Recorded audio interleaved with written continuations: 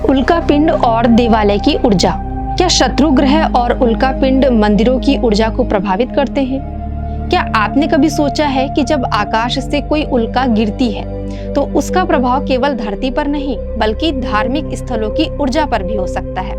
क्या देवालयों की ऊर्जा रेखाएं जो भूमिगत कंपन और खगोलीय स्थिति से जुड़ी होती हैं, उल्का पिंडों और शत्रु ग्रहों की चाल से प्रभावित होती हैं?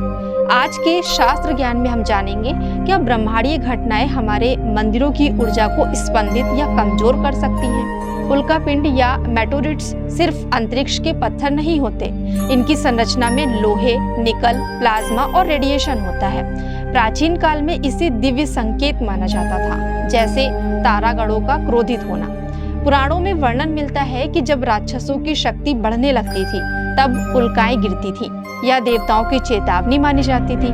भारतीय मंदिरों को किसी भी स्थान पर यूं ही नहीं बनाया जाता, ये विशेष ऊर्जा केंद्रों पर स्थित होते हैं जिन्हें नाभि स्थलों के रूप में जाना जाता है। कांचीपुरम, काशी, पुरी, उज्जैन जैसे तीर्थों के नीचे विशेष भूकंपीय या चुंबकीय क्षेत्र सक्रिय पाए गए हैं। इन स्थानों की ऊर्जा स्थिरता ही वहां की आध्यात्मिक तीव्रता को बनाए रखती है।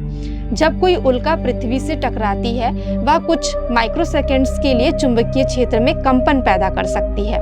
यदि यह प्रभाव किसी मंदिर के ऊर्जा रेखा के करीब होता है तो वहां की ध्वनि तरंगे, मंत्र, कंपन और चक्र संतुलन बिगड़ सकते हैं। कुछ पंडित मानते हैं कि जब शत्रु ग्रह सक्रिय होते हैं, विशेषकर राहु और केतु, तब उल्का गिरने की घटनाएं अधिक होती हैं और यही ग्रह मंदिरों की ऊर्जा को अवरुद्ध भी कर सकते हैं।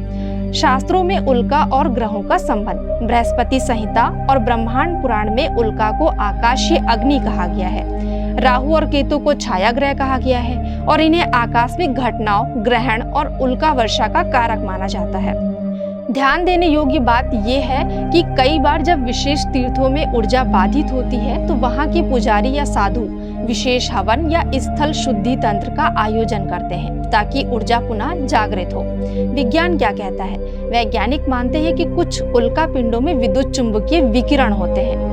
तो क्या उल्का पिंड और शत्रु ग्रह हमारे मंदिरों की ऊर्जा को प्रभावित करते हैं? तो आंसर है हाँ, संभवतः करते हैं। लेकिन जिस प्रकार एक मंदिर में मंत्र, साधना और हवन होते हैं, वह नकारात्मक स्पंदनों को संतुलित कर सकते हैं। तो दोस्तों, कैसी लगी आपको आज की जानकारी? अगर पसंद आई हो तो हमें कमेंट करके कमेंट सेक्शन में जरूर बताइएगा।